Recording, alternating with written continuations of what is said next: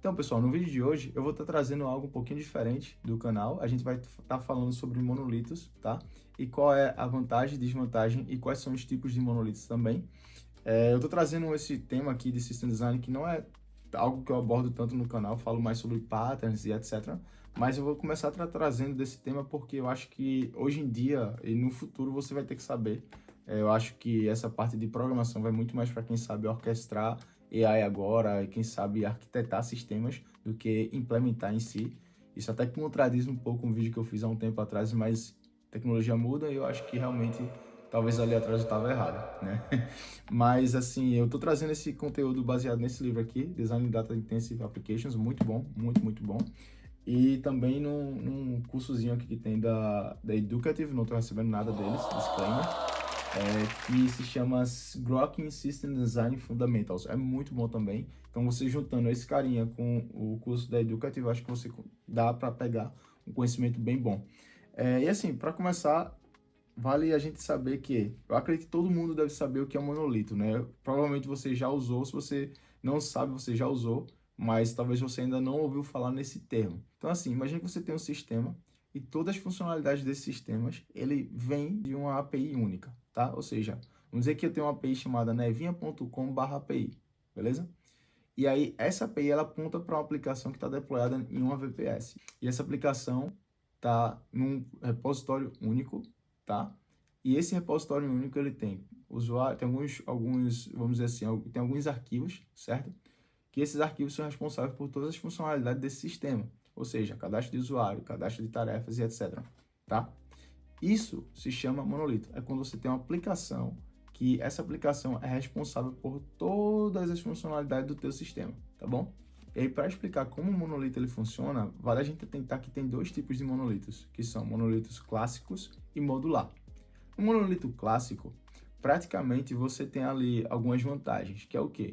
Pô, é muito mais simples eu estar desenvolvendo o código, né? Desenvolvendo um projeto ali do zero, fazendo tudo em um lugar só, do que estar quebrando esse meu projeto em diferentes aplicações que eu posso estar colocando em VPS, em lugares diferentes, tá? Que eu posso estar deployando diferente. E também é muito mais simples de debugar, né? Por exemplo, imagina que no teu sistema tu tem algumas funcionalidades e uma dessas funcionalidades está demorando muito para o usuário receber o retorno, né? No teu front-end lá, tá demorando muito para a requisição chegar.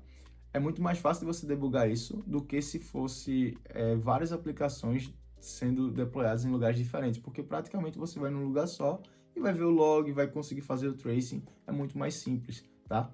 E por último também, é muito mais simples também de você estar criando coisas, né? De você pegar o contexto, porque tá tudo num lugar só, numa aplicação pequena, você consegue pegar o contexto muito mais rápido, né? Já a desvantagem, né? Tem os prós, como eu falei agora, mas as desvantagens também são grandes, que é o quê? Cara, se você pega o serviço que faz tudo, o problema é que se alguma dessas funcionalidades quebrarem e derrubarem o serviço, o que pode acontecer é que, como o teu serviço vai cair, a tua aplicação toda vai estar fora do ar.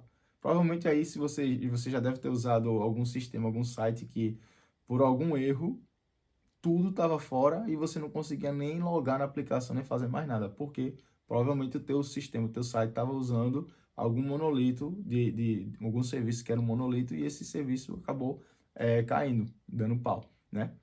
Já outra desvantagem também é que realmente é simples de você pegar o contexto do sistema, mas com o passar do tempo você vai ver que para criar, para adicionar, como é que eu posso dizer, para adicionar regras de negócio, para adicionar funcionalidade nesse sistema, vai ser muito mais difícil, porque como vai estar colocando coisa em cima de coisa, coisa em cima de coisa, com o decorrer do tempo, conforme esse sistema for crescendo, vai ser mais difícil para você dar manutenção, tá? E outra coisa também que é muito importante é o seguinte, imagina que você começou uma startup ali do zero, tá?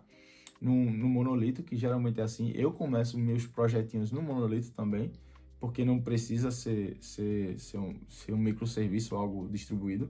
Então, imagina que no teu sistema tu tem lá uma funcionalidade que é, sei lá, cadastro de tarefa, algo que vai ser usado não tanto, mas também você tem ali no mesmo sistema algo que é aberto para o público e que é como se fosse, sei lá, uma rede social. Um exemplo, eu viajei aqui, mas vamos falar que é isso.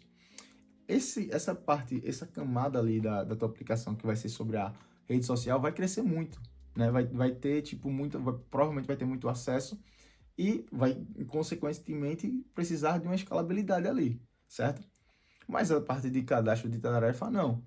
E o problema disso é que, se você tem esse sistema dentro de uma arquitetura monolítica, o problema é que esse cara, quando você for precisar escalar, você for precisar aumentar recurso para poder suportar essa rede social, o problema é que você vai ter que estar escalando todo o teu sistema.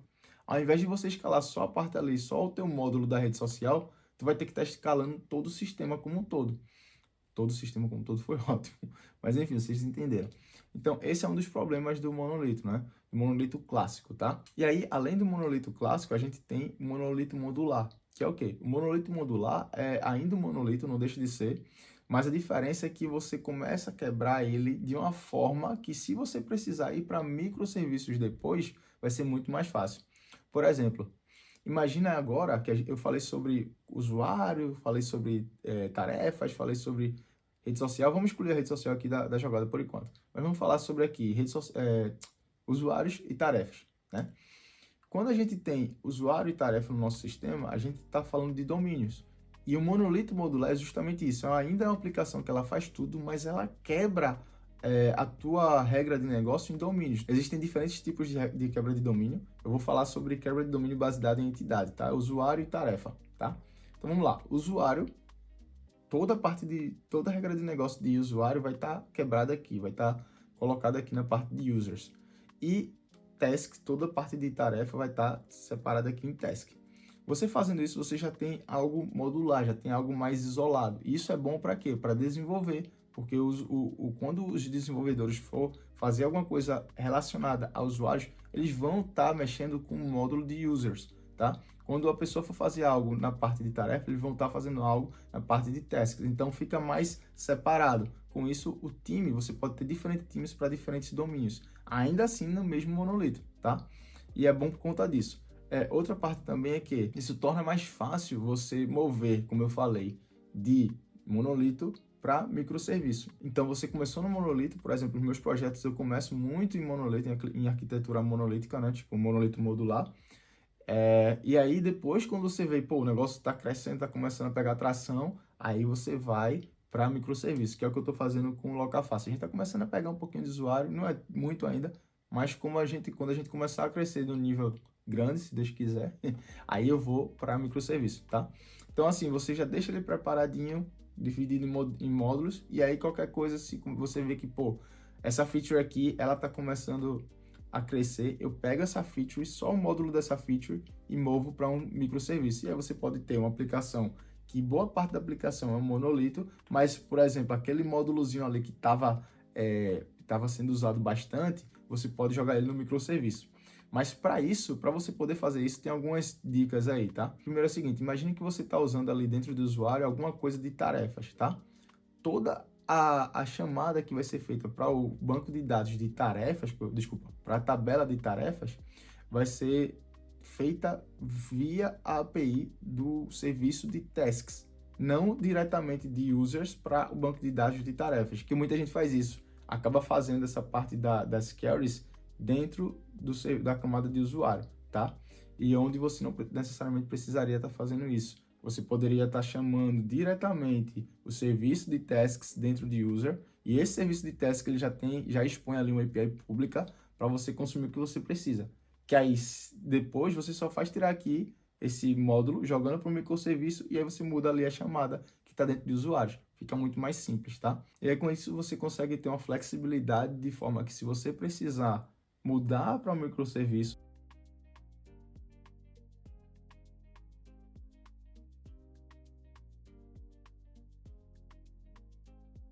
ainda tem módulos da aplicação que está dentro de uma API monolítica, e alguns módulos são microserviços, beleza? E vale atentar, galera, que sistemas distribuídos eles trazem overhead também.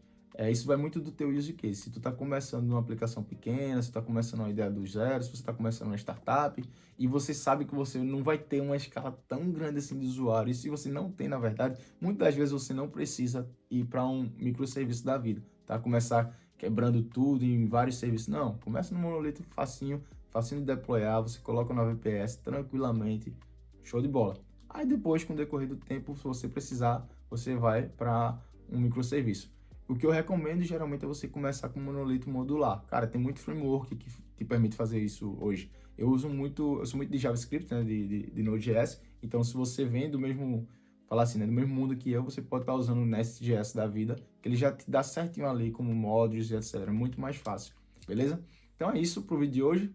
Essa é a diferença entre monolito clássico e monolito modular. Você vê aí qual dos dois serve para você. No próximo vídeo eu vou estar falando ali sobre microserviço, beleza?